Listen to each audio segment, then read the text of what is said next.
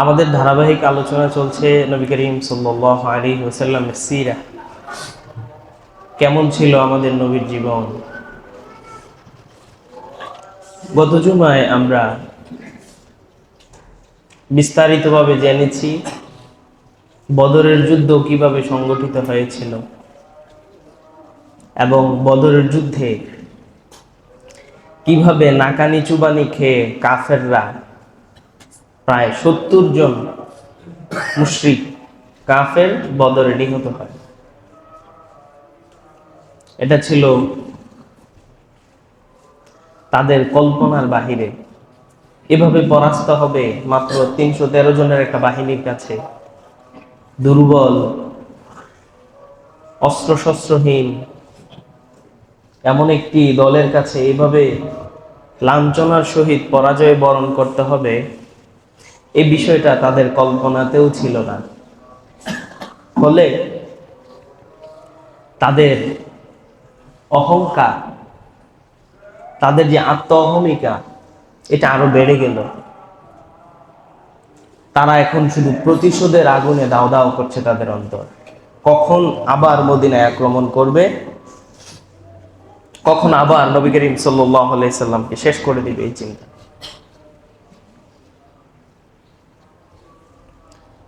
আবু সুফিয়ান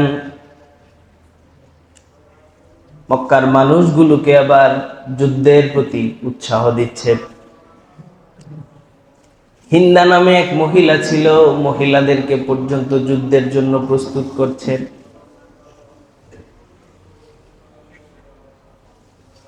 মদিনার লোকগুলোকে আবার চূড়ান্তভাবে ধ্বংস করে দিবেই হলো আসল চিন্তা।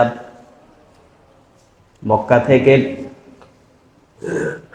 যার যার অবস্থান থেকে প্রায় 3000 সৈন্য মদিনায় আক্রমণের জন্য রওনা হলো। কত হাজার? 3000। ওদিকে নবী করিম সাল্লাল্লাহু আলাইহি সাল্লাম মনে মনে সিদ্ধান্ত নিলেন, এবার আমরা মদিনায় থেকেই আক্রমণ করব, দূরে কোথাও যাব না। কিন্তু যুবক শক্তিশালী সাহাবা যারা বদরের যুদ্ধে যারা অংশগ্রহণ করে যুদ্ধের মজা পেয়ে ফেলেছে, তারা নবীকে বারবার বারবার আবেদন করছে, যদি আমরা মদিনায় থেকে যুদ্ধ করি তারা আমাদেরকে কাপুরুষ মনে করবে। ইয়া রাসূলুল্লাহ, চলেন দূরে কোথাও গিয়ে যুদ্ধ করি। তাদেরকে রাস্তাতেই আটকায় ধরি না, আসার পরে যুদ্ধ করলে আর হলো কোথায়? বারবার আবেদন করতেছে। একটু পরে নবী করিম সাল্লাল্লাহু আলাইহি ওয়াসাল্লাম লৌহ বর্ম সহ যুদ্ধের অস্ত্রে শস্ত্রে সজ্জিত হয়ে বাড়ি থেকে বেরিয়ে গেলেন। সাহাবায়ে কেরাম যারা যুদ্ধে যাওয়ার জন্য পরিপূর্ণ প্রস্তুত, তারা আনন্দের আতিশয্যে খুশি হয়ে গেল। আর অন্যদিকে এক শ্রেণীর মুনাফিক, তারা বলছেন, ইয়া রাসূলুল্লাহ, মদিনায় থেকে যেহেতু যুদ্ধ করার সিদ্ধান্ত নিয়েছেন, মদিনা থেকে বের হওয়ার প্রয়োজন নাই, আপনি মদিনায় থেকেই যুদ্ধ করেন। আল্লাহর রাসূল বললেন, যখন কোন নবী যুদ্ধের জন্য লৌহ বর্ম পরিধান করে, যখন কোন নবী যুদ্ধের জন্য অস্ত্র শস্ত্রে সজ্জিত হয়, সেই নবী দ্বিতীয়বার ফেরত যাওয়া কোনোভাবেই জায়েজ নয়। নবীর জন্য উচিত যুদ্ধ করে তারপরে লৌহ বর্ম শরীর থেকে খোলা। অতএব চলো, প্রায় 1000 সৈন্যবাহিনী নিয়ে এবার নবী করিম সাল্লাল্লাহু আলাইহি ওয়াসাল্লাম রওনা করলেন উহুদ পাহাড়ের পাদদেশে। যখন পথিমধ্যে নবী গেলেন, মদিনার যে বাউন্ডারি ছিল, মদিনার প্রান্তর অতিক্রম করে নবী যখন চলতে লাগলেন, আব্দুল্লাহ ইবনে উবাই ইবনে সালুল, মুনাফিকদের সর্দার, সে বলছে, ইয়া রাসূলুল্লাহ, মদিনার মধ্যে আপনাকে সর্বদিক থেকে সহযোগিতা করার প্রতিশ্রুতি আমরা আপনাকে দিয়েছি, মদিনার বাহিরে প্রতিশ্রুতি দেই নাই। অতএব আমরা আপনার সাথে যাব না। আপনি যাকে নিয়ে যুদ্ধ করতে চান যান, কিন্তু আমরা যেতে রাজি নই। এই মুনাফিক প্রায় 300 তার সঙ্গে 300 মুনাফিককে সাথে নিয়ে সে চলে আসছে, যুদ্ধে যায় নাই। এখন হয়ে গেছে মাত্র 700 জন। কতজন?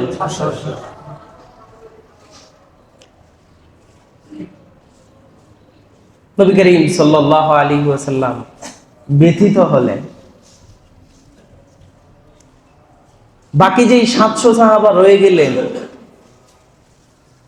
মানুষ তো তাদের অন্তরটাও একটু মরা হয়ে গেল, তারাও অন্তর অন্তর অনেক ব্যথিত হলেন। আসলো একসাথে, চলে গেল। 300 জন সৈন্য কি কম? এর আগে তো 300 জন দিয়ে বিজয় লাভ করছে, এখন মাঝপথে এসে কয়শো চলে গেছে। যুগে যুগে ইসলামের সবচেয়ে বেশি ক্ষতি করেছে মুনাফিকরা। এই জন্য মুনাফিকদের সর্বনিম্ন স্তরের যে জাহান্নাম, সেখানে শত্রুর মাধ্যমেও এত ক্ষতি হয় না। ভিতরে থাকা বন্ধু, যদি শত্রু থাকে, মনে মনে শত্রুতা থাকে, তার মাধ্যমেই সবচেয়ে বেশি। এই জন্য পৃথিবীর ইতিহাসে যত প্রতাপশালী ব্যক্তি, ক্ষমতাশালী ব্যক্তি, তাদেরকে হত্যা করছে তাদের সহকারীরা। শেখ মুজিবকে মোশতাক হত্যা করছে না? একসাথেই তো ছিল, দুপুরের খাবারও এর বাসা থেকে এনে খাওয়াইছে। ভারতের ইন্দিরা গান্ধীরাও ওর বডিগার্ড হত্যা করছে। মানে এরকম তো মুনাফিকরা যুগে যুগে সমস্যা করছে, বেশি আক্রান্ত হয় মুনাফিকদের মাধ্যমে। নবী করিম সাল্লাল্লাহু আলাইহি সাল্লাম সাহাবাদেরকে বদরের যুদ্ধের বিভিন্ন কথা বলে উৎসাহ দিলেন, সাহাবাদেরকে উদ্বুদ্ধ করলেন।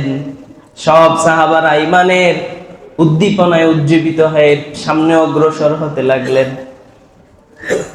পরিশেষে উহুদের প্রান্তরে গিয়ে পৌঁছলেন। উহুদ হচ্ছে মদিনা মুনাওয়ারা থেকে প্রায় 3 কিলোমিটার দূরত্বে। কত কিলো? 3 কিলো, বেশি দূরে না।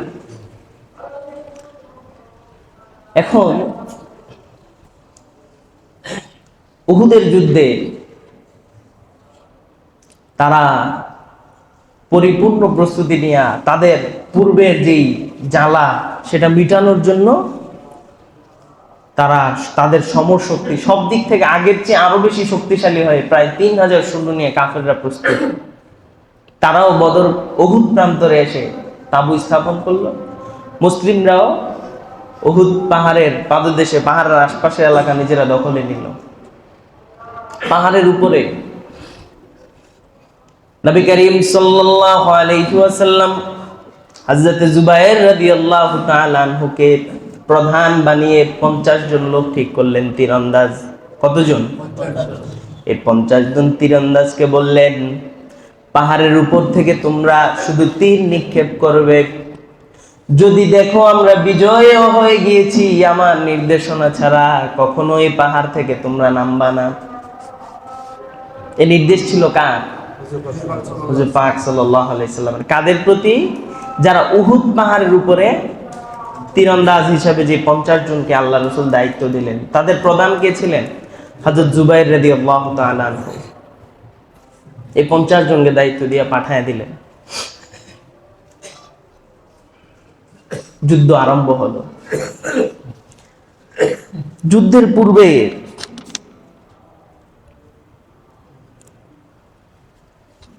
হযরত সামুরা ইবনে জুনদুব রাদিয়াল্লাহু তাআলা আনহু এবং হযরত রাবি ইবনে কাদিজ রাদিয়াল্লাহু তাআলা আনহু উভয়েরই বয়স ছিল মাত্র 15 বছর। রাফি ইবনে খাদিজ রাদিয়াল্লাহু তাআলা আনহু তিনি ভালো তীরন্দাজ ছিলেন। বয়স যাদের 15, তাদেরকে যুদ্ধে নেয়ার কোন রকম অনুমতি ছিল না। রাফি ইবনে খাদিজের বাবা নবীর দরবারে গিয়ে নবীর কাছে আরজ পেশ করলেন, ইয়া রাসূলুল্লাহ, আমার ছেলে রাফে, তার বয়স যদিও 15, তীর চালাতে পারে খুব ভালো।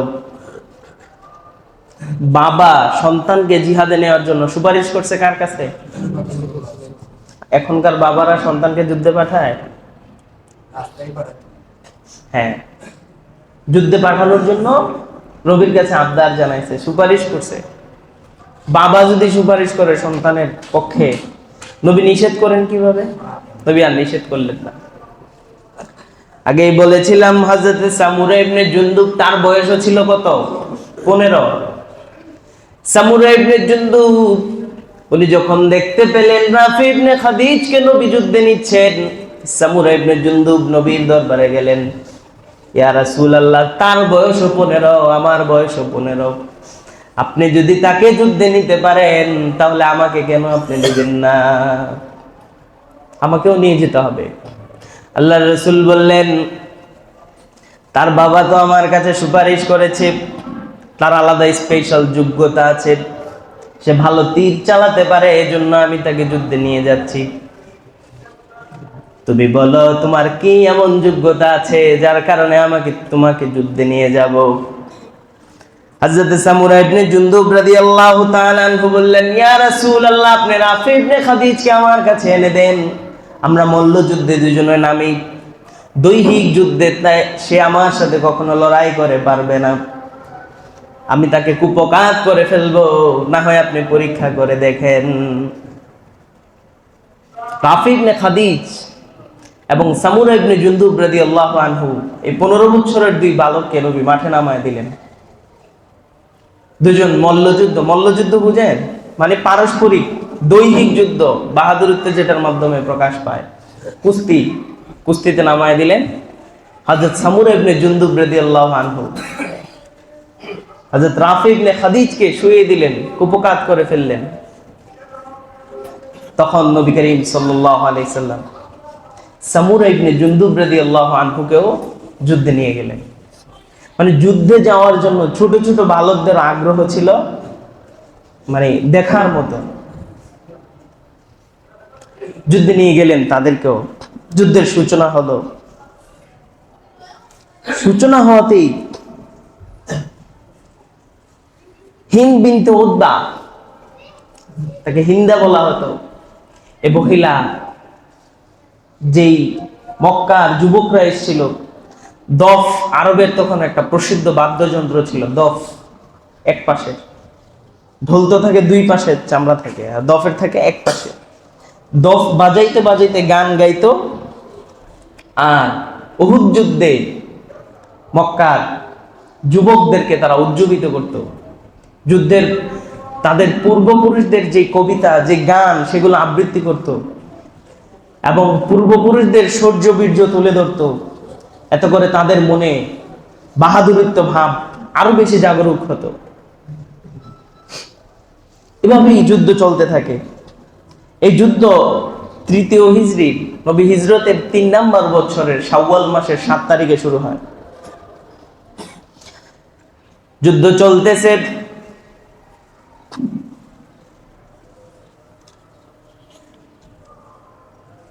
হযরত হামজা এবং মুসআব রাদিয়াল্লাহু তাআলা আনহু যুদ্ধের মধ্যে শহীদ হয়ে গেলেন। নবীর চাচা, বদরের যুদ্ধে সবচেয়ে বেশি বাহাদুরিত্বের সাথে যিনি যুদ্ধ করেছেন তিনি হলেন হযরত হামজা। হযরত হামজা রাদিয়াল্লাহু তাআলা আনহু যুদ্ধ করতে করতে করতে করতে এক পর্যায়ে শত্রুদের যেই বাউন্ডারি ছিল সেই ভিতরে ঢুকে গিয়ে সেখানেও তিনি বাহাদুরিত্বের সাথে যুদ্ধ করছেন। এমত অবস্থায় জুবাইর ইবনে মুতঈম রাদিয়াল্লাহু তাআলা আনহু তখনও মুসলমান হয় নাই। জুবাইর ইবনে মুতঈমের গোলাম ওয়াহশী সুযোগ সন্ধানে ছিল। নাম ছিল কি? ওয়াহশী। ওয়াহশী ছিল তাদের গোলাম। হযরত হামজা রাদিয়াল্লাহু তাআলা আনহু বদরের যুদ্ধে জুবাইরের চাচাকে হত্যা করেছিল। এই কারণে জুবাইর তাদের গোলাম ওয়াহশীকে বলছে, ওয়াহশী, তুমি যদি উহুদের যুদ্ধে নবীর চাচা হামজাকে কতল করতে পারো তাহলে তোমাকে আমরা আজাদ করে দিব, আর তোমাকে গোলাম রাখবো না। ওয়াহশী সে পুরা যুদ্ধে শুধু একজন মানুষকে টার্গেট করার অপেক্ষায় ছিল, কখন সে হযরত হামজাকে শেষ করবে। তার হাতে সে বর্ষা চালনায় খুব প্রাজ্ঞ এবং অভিজ্ঞ ছিল। বর্ষার মাধ্যমে সে হঠাৎ গোপনে গিয়েই নাভির ভিতরে তিনি বর্ষা প্রবেশ করালেন। পেছন দিয়ে বের হয়ে গেছে এই বর্ষা, এত জোরে আঘাত করলেন। হযরত হামজা রাদিয়াল্লাহু তাআলা আনহু তার আঘাতে শেষ হয়ে গেল, শহীদ হয়ে গেছে। তো এতটুকুন হলে চলতো, কিন্তু হিন্দা যে মহিলার কথা বলেছিলাম, নবীর চাচা হামজা রাদিয়াল্লাহু তাআলা আনহুর এই লাশ মুবারক, এই শাহাদাত ওয়ালা যে দেহ, ছুরি চাকু নিয়ে সর্বপ্রথম তার শরীরের কানগুলোকে কেটে ফেললো, তারপরে চোখটা কাটলো। মরা লাশ, এর উপরেও আবার প্রতিশোধ নিচ্ছে। এই হিন্দা নামের মহিলা চোখগুলো বের করে ফেললো। কিতাবের মধ্যে লিখেন, বুকটা পর্যন্ত ছিঁড়ে কলিজাটা বের করে কলিজাটা চাবানো শুরু করলো। বদরের, উহুদের যুদ্ধের এই কাহিনী। এত আক্রোশ তাদের ভিতরে, এত ক্ষোভ জমা ছিল যে লাশ, সে তো শহীদ হয়ে গেছে, শেষ, ছেড়ে দিলেও পারতো না। এই মৃত দেহটা থেকেও তারা কলিজা ছিঁড়ে এরপরে চিবায় এরপরে ফালাইছে।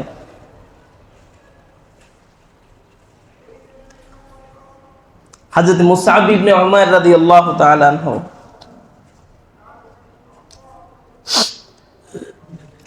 তিনিও যুদ্ধ করতে করতে প্রথম দিকেই শাহাদাত বরণ করেন।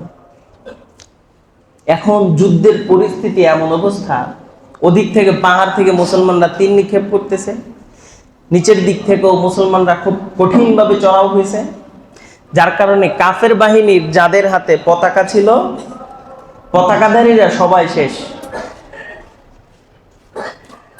এখন অবস্থা এমন, মুসলমানদের অনুকূলে পুরা যুদ্ধ। পাহাড়ে থাকা সেই 50 জন লোক মনে করছে যুদ্ধে মুসলমানরা বিজয় হয়ে গেছে। 40 জন লোক, হযরত জুবাইর রাদিয়াল্লাহু আনহু তাদেরকে নিষেধ করা সত্ত্বেও, তাদের প্রধান ছিল কে? নিষেধ করা সত্ত্বেও এই 50 জন লোক তারা নিচে চলে আসলো। তারা যুদ্ধে বিজয় হয়ে গেছে, আনন্দ মিছিল শুরু করে দিয়েছে। খুশিতে শেষ, আনন্দ আর আনন্দ, প্রচুর আনন্দ। আরে যুদ্ধে বিজয় লাভ করে গেছি। তারা যুদ্ধলব্ধ মাল অনুসন্ধানে লেগে পড়ছে। ঠিক এই সুযোগে কাফেরদের একটা বাহিনী পাহাড়ের দিক থেকে, পেছন দিক থেকে এসে আক্রমণ করা শুরু করছে। যুদ্ধের চিত্রই পুরা পাল্টাই গেছে। আর এহেন মুহূর্তে ঘোষণা দিল, নবী মুহাম্মদুর রাসূলুল্লাহ শাহাদাত বরণ করছে, তিনি আর দুনিয়ায় নাই, তিনি ইন্তেকাল করছে। নবীর মৃত্যুর সংবাদ যখন উহুদের যুদ্ধে ছড়িয়ে পড়ল, যাদের হাতে অস্ত্র ছিল অস্ত্র ফেলে কান্নাকাটি শুরু করছে। এক একজনের অবস্থা এক এক রকম। কেউ তো মাথা ঘুরায় পড়ে যেতেছে, আরে নবী নাই, নবী শেষ, কার জন্য যুদ্ধ করতেছে। অবস্থা খুব ভয়াবহ অবস্থায় চলে গেছে।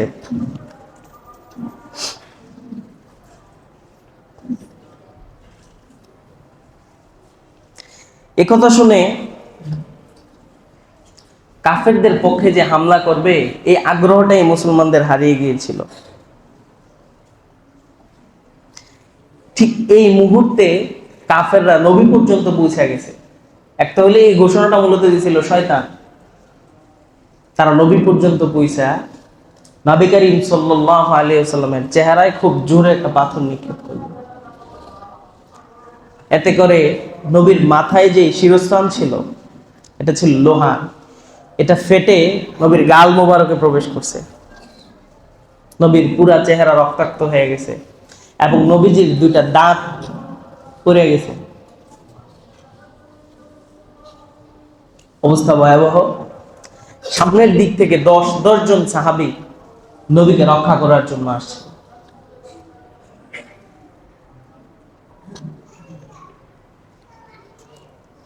তিনি রক্ত মুছছিলেন আর বলছিলেন, সেই জাতি কিভাবে বিজয় লাভ করবে যারা তাদের নবীর চেহারাকে রক্তাক্ত করে ফেলে। নবী এই কথা বলতেছিলেন বারবার। মুসলমানদের তখন জানা ছিল না, ওই 10 জন ব্যতীত, যে নবীজি কোথায়। হযরত আলী রাদিয়াল্লাহু আনহু নবীকে বসান, তালহা ইবনে উবাইদুল্লাহ রাদিয়াল্লাহু তাআলা আনহু ওনাকে সোজা করেন। এরপর তিনি দাঁড়িয়ে হযরত মালিক ইবনে সিনান রাদিয়াল্লাহু তাআলা আনহু নবীর চেহারা মোবারক থেকে যে রক্ত পড়তেছে এগুলো হাতে নিয়ে কুশ করে পান করা শুরু করলেন, নবীর রক্তগুলো।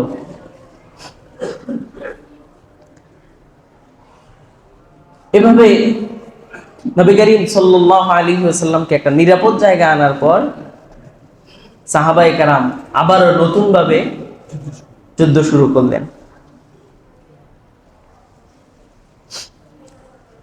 এখন নবী করিম সাল্লাল্লাহু আলাইহি সাল্লাম মারাত্মকভাবে আহত। ঠিক এমত অবস্থায় আবু উবাইদা ইবনুল জাররাহ রাদিয়াল্লাহু তাআলা আনহু, বলেছিলাম শিরস্থান নবীর গাল মোবারকে ঢুকে গিয়েছিল, তিনি তিনার দাঁত দিয়ে খুব জোরে কামড় দিয়ে শিরস্থান টান দিয়ে বের করলেন।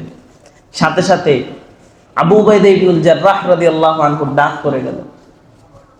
দুই গালে দুইটা ঢুকছিল, এক পাশেরটা বের করে দাঁত ফেললো।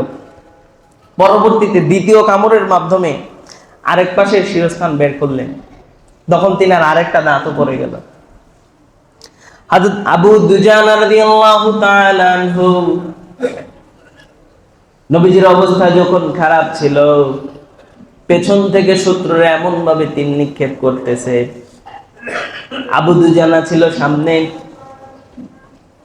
কিতাবের মধ্যে লিখে আবু দুজানা নবীকে রক্ষা করতে গিয়ে আবু দুজানার পিঠে এমন ভাবে তীর বিদ্ধ হয়েছে, চালনির মধ্যে যেমন ফাঁকা ফাঁকা হয়ে যায়, আবু দুজানার পিঠটা ওইভাবে ফাঁকা ফাঁকা হয়ে গিয়েছিল, চালনির মতো হয়ে গেছে, পুরা ঝাঁঝরা হয়ে গেছে। তিনি সর্বশেষ কি করছে, নবীকে এভাবে বুকে জড়ায় ঝাঁপায় পড়ছে, যেন একটা তীরও নবীর গায়ে আর না লাগে। হযরত সাদ ইবনে আবি ওয়াক্কাস রাদিয়াল্লাহু তাআলা আনহু সেই জায়গায় নবী করিম সাল্লাল্লাহু আলাইহি ওয়াসাল্লামের উপর যে তরবারির আঘাত আসতেছিল, তিনি সেই তরবারির আঘাত আটকাতে আটকাতে তিনার হাত এবং শরীর ক্ষতবিক্ষত হয়ে গিয়েছিল। এমন মুহূর্তে সাদ ইবনে আবি ওয়াক্কাস রাদিয়াল্লাহু তাআলা আনহু, তিনি সাদ ইবনে আবি ওয়াক্কাসকে নবী করিম সাল্লাল্লাহু আলাইহি সাল্লাম তীর নিক্ষেপ করার জন্য নির্দেশ প্রদান করলেন। তিনি তীর নিক্ষেপ করতেছেন, আল্লাহর রাসূল বলতেছেন, ইরমি ফিদাকা বি ওয়া উম্মি, সাদ তীর নিক্ষেপ করতে থাকো, তীর নিক্ষেপ করতে থাকো। কাতাদা ইবনে নুমান রাদিয়াল্লাহু আনহুর চোখে এমন আঘাত লাগে, নবীকে রক্ষা করতে গিয়ে তার চোখ কটরের থেকে বের হয়ে গালে নেমে চলে আসে। চোখটা বের হয়ে কোথায় চলে আসে? দুই চোখ। আল্লাহর রাসূল সাল্লাল্লাহু আলাইহি ওয়াসাল্লাম কাতাদা ইবনে নুমানের চোখ দেখে কাতাদাকে কাছে ডাকলেন। কাছে ডেকে কাতাদার গাল থেকে চক্ষুগুলো আবার কাতাদার যেই মণিকোঠা সেখানে প্রবেশ করিয়ে দিলেন। কাতাদা বলেন, আল্লাহর কসম, আমার চোখগুলো বের হয়ে যাওয়ার পরে আমি আগে যেভাবে দেখতাম, নবী করিম সাল্লাল্লাহু আলাইহি সাল্লাম নিজ হাত মোবারক দ্বারা চক্ষুগুলো লাগিয়ে দেওয়ার পর আমি আগের চেয়ে এখন আরো ভালো দেখি। আগের চেয়ে এখন আরো ভালো দেখেন। মুশরিকরা হুজুর আকরাম সাল্লাল্লাহু আলাইহি সাল্লামের খোঁজ করতেছিল, তিনি জীবিত নাকি মৃত। কিন্তু শয়তানের ঘোষণায় মুসলমানরা যেমন বিভ্রান্ত হলো, মুশরিকরাও তেমন বিভ্রান্ত হলো। মুশরিকরাও ভাবলো না জানি আবার মৃত্যুবরণ করছে, এজন্য তারা নবীজিকে খুঁজতে লাগলো। দলে দলে হুজুর আকরাম সাল্লাল্লাহু আলাইহি সাল্লামের উপর তারা চড়াও হচ্ছিল এবং নবী করিম সাল্লাল্লাহু আলাইহি ওয়াসাল্লামকে রক্ষা করার জন্য যে 10 জন ছিল, এই 10 জন নবীকে রক্ষা করার জন্য ঝাঁপিয়ে পড়লেন। এই 10 জন নবীকে রক্ষা করতে গিয়ে একে একে সেই 10 জনের সকলেই দুনিয়া থেকে বিদায় নিয়ে শহীদ হয়ে গেলেন নবীকে রক্ষা করতে গিয়ে। তালহা ইবনে উবাইদুল্লাহ নিজের হাত দিয়ে তরবারি আটকাতে গিয়ে নিজের হাতগুলো ধ্বংস করে ফেললেন। মানে হাত দিয়ে আটকে দিয়েছে, বর্ম তো ছিল না তখন, হাতগুলো শেষ, আটকাইছে শেষ। এভাবে তীর ঠিকাতে গিয়ে তিনার আঙ্গুলগুলো জখম হয়ে গেল। রাসূল সাল্লাল্লাহু আলাইহি সাল্লাম একটি পাথরের উপর উঠতে চাইলেন। হযরতে তালহা রাদিয়াল্লাহু তাআলা আনহু, নবী এতটাই দুর্বল হয়ে পড়লেন, পাথরে উঠতে পারছেন না। হযরতে তালহা নিচে শুয়ে পড়লেন, ওনাকে সিঁড়ি বানায় যেন নবীজি পাথরটার উপর উঠতে পারে। পাথরের উপর উঠবেন এই কারণে যেন যারা ভাবছে নবী শেষ, তারা যেন দেখে আবার যুদ্ধের প্রতি নতুনভাবে আগ্রহ উদ্দীপনা সৃষ্টি হয়। নবী করিম সাল্লাল্লাহু আলাইহি ওয়াসাল্লাম পাথরে উঠলেন, সাহাবাদেরকে দেখা দিলেন, ওই পাথরের উপর বসে বসেই তিনি নামাজ আদায় করলেন। এখন আনাস ইবনে নজর রাদিয়াল্লাহু তাআলা আনহু, যুদ্ধ নতুন মোড় নিচ্ছে দেখেন। আনাস ইবনে নজর রাদিয়াল্লাহু তাআলা আনহু তিনি শত্রুপক্ষের ভিতরে প্রবেশ করা শুরু করলেন। মাঝখানে কিছু সাহাবার সাথে তার দেখা হলো। বলল, আরে তোমরা কেন যুদ্ধ ছেড়ে দিলে? যিনি দুনিয়ায়, যার জন্য আমরা যুদ্ধ করতেছি, তিনি যদি এই যুদ্ধের ময়দানে এসে শহীদ হয়ে দুনিয়া থেকে চলে যেতে পারেন, আমরা দুনিয়ায় থেকে লাভ কি? চলো আবারও যুদ্ধ করি। তিনার এই কথায় যে সকল সাহাবীরা বসে পড়েছিল, তারা নতুন ভাবে আবার উজ্জীবিত হয়ে যুদ্ধ আরম্ভ করলো। এভাবে যুদ্ধ, উভয় পক্ষেরই যুদ্ধ চলতে লাগলো। যুদ্ধ করতে করতে করতে করতে আনাস ইবনে নজর, ওনার এমন অবস্থা হয়েছে, ওনার শরীরের, ওনাকে যে চিনা যাবে এমন কোনো ব্যবস্থা ছিল না। উহুদের যুদ্ধে ওনার লাশ চিনা যাইতেছে না, এই লোকটা কে? ওনার বোনকে ডাকা হয়েছে। ওনার বোন আইসা ওনার হাতের আঙ্গুলের একটা মায়ের দাগ থাকে না, ওইটা দেখে চিনতে পারছে এটা হচ্ছে ওনার ভাইয়ের লাশ। এমন ভাবে ওনার লাশকে ক্ষতবিক্ষত করা হয়েছে। এটাকে বলা হয় মুসলা। ওই যুদ্ধে সবচেয়ে বেশি মুসলা করা হয়েছে, মানে আকৃতি বিকৃতি করে ফেলছে কাফেররা। জিয়াদ ইবনে সাকান রাদিয়াল্লাহু তাআলা আনহু শেষ পর্যন্ত নবী করিম সাল্লাল্লাহু আলাইহি ওয়াসাল্লামকে রক্ষা করতে গিয়ে জিয়াদ ইবনে সাকান রাদিয়াল্লাহু তাআলা আনহু শেষ হয়ে গেলেন। জিয়াদ ইবনে সাকান রাদিয়াল্লাহু আনহুকে যখন প্রহার করতে করতে, তরবারির আঘাত করতে করতে কাফেররা একদম শেষ পর্যায়ে নিয়ে আসছে, রূহ বের হওয়ার আগ মুহূর্তে নবী সাহাবীদেরকে নির্দেশ দিলেন, জিয়াদ ইবনে সাকানকে আমার কাছে নিয়ে এসো। আল্লাহর রাসূলের কাছে জিয়াদ ইবনে সাকানকে নিয়ে আসা হলো। নবীর পায়ের উপর জিয়াদ ইবনে সাকান রাদিয়াল্লাহু আনহুর গাল মোবারক রাখলেন। এই মুহূর্তে জিয়াদ ইবনে সাকানের রূহ দুনিয়া থেকে বের হলো। আরে কি কপাল, নবীর পায়ের উপর গাল রেখা ওনার ইন্তেকাল হয়েছে। এমন সৌভাগ্যের মৃত্যু অন্যান্য সাহাবারা দেখা কান্নাকাটি শুরু করছে। ইস, কি সৌভাগ্য! হযরত আমর ইবনুল জামুহ রাদিয়াল্লাহু আনহু ছিলেন খোড়া মানুষ, হাঁটতে পারতেন না। খোড়াদের জন্য ইসলামে যুদ্ধ করার ফরজ নাই, আল্লাহ পাক তাদেরকে ক্ষমা করে দিয়েছেন। কিন্তু তিনি খোড়া হওয়ার পরেও যুদ্ধে যাওয়ার জন্য বারবার নবীর কাছে অনুনয় বিনয় করলেন। ওনার 4 ছেলে ছিল, 4 ছেলের 4 জনই যুদ্ধে গেছে। তো বাবা, আমরা 4 জন যেতেছি, আপনার যাওয়ার কি দরকার?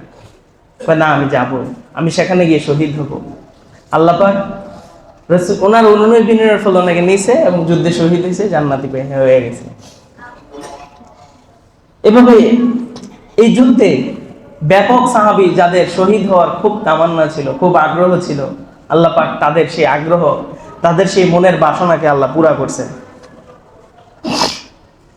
হযরত যায়েদ ইবনে সাবিত রাদিয়াল্লাহু তাআলা আনহু বর্ণনা করেন, উহুদ যুদ্ধের সময় রাসূল সাল্লাল্লাহু আলাইহি সাল্লাম সাদ ইবনে রাবিয়ার খুঁজে পাঠান আমাকে। হযরত সাদ ইবনে রাবিয়ার খোঁজ করার জন্য পাঠান। সাদ ইবনে রাবিয়াকে যদি তুমি পাও তাহলে নবীর সালাম দিও। সাদ ইবনে রাবিয়া যুদ্ধ করতে করতে করতে করতে তিনি মৃত্যুর আগ মুহূর্তে তিনার সাথে দেখা হলো যায়েদ ইবনে সাবিতের। তিনি বললেন, নবী করিম সাল্লাল্লাহু আলাইহি সাল্লাম তোমাকে সালাম জানিয়েছেন। বলল, তোমার অবস্থা এমন কেমন মৃত্যুর আগ মুহূর্তে? বলে, আমি তো জান্নাতের গ্রাম পাইতেছি, নবীকে আমার সালাম দিও। তিনি এই কথা বলে সেই যুদ্ধেই শাহাদাত বরণ করলেন। আর এই ঘটনা পরে তিনি এসে নবীকে জানালেন, ইয়া রাসূলুল্লাহ, সে বলছিল যে তিনি জান্নাতের ঘ্রাণ পেতেছেন।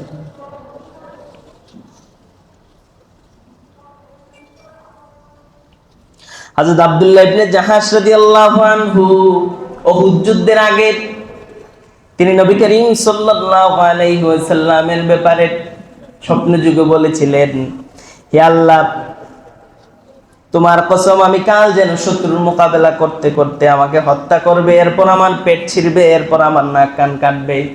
মানে উনি আগ থেকেই এমন, তার মনের মধ্যে বাসনা, ইস যদি কালকে আমার দেহ মুবারক ক্ষতবিক্ষত করে ফেলতো, যদি আমার নাকগুলো কাটে ফেলতো, যদি আমার কানগুলো কেটে ফেলতো, আর এই অবস্থায় আল্লাহর সামনে আমি হাসরের ময়দানে দেখা করতাম। এরকম ভাবে প্রত্যেকটা সাহাবী তাদের মনের কামনা বাসনা এটাই ছিল যেন আগামীকাল সে শাহাদাত বরণ করে। কিন্তু সবচেয়ে আশ্চর্যজনক ঘটনা হচ্ছে হযরত হানজালার ঘটনা। বদরের উহুদের যুদ্ধে নতুন বিয়ে করলেন, তিনি শুনতে পেলেন নবী দুনিয়ায় নাই।